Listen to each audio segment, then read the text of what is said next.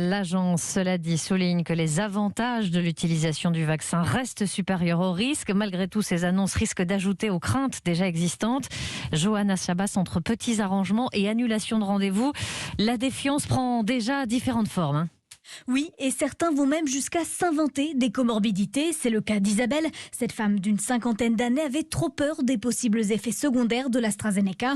Elle s'est donc arrangée avec le centre de vaccination dans sa rue qui n'injecte que du Pfizer. Le responsable du centre de vaccination m'appelle et il me dit écoutez, ce que vous faites, vous vous inscrivez sur Doctolib pour passer le barrage d'accès au rendez-vous. Vous indiquez que vous avez des comorbidités. Donc j'ai pris rendez-vous sur Doctolib et j'ai reçu ma première dose Pfizer le 28 mars. Isabelle est loin d'être un cas isolé et cette méfiance a des conséquences dans les cabinets de médecins qui vaccinent à l'AstraZeneca. Un rendez-vous sur 10 est annulé, indique Jacques Battistoni, le président du syndicat des médecins généralistes de France.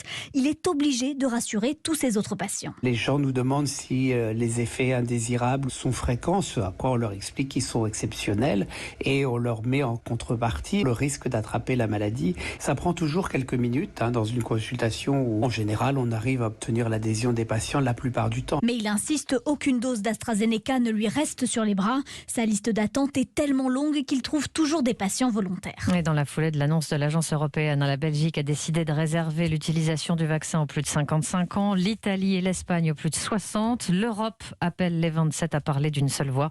De son côté, le Royaume-Uni limite les injections aux plus de 30 ans.